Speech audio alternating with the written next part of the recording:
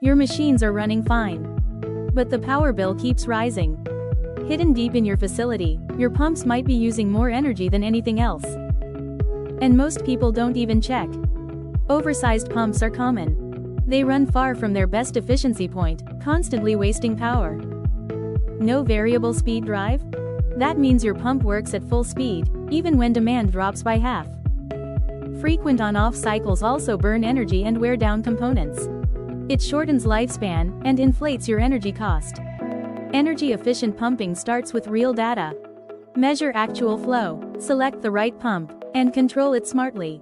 We've seen systems save 20 to 40% just by correcting sizing and controls. No magic, just better design. If your energy bill doesn't match your output, don't just look at the machines. Look at what moves the water. We don't just install pumps.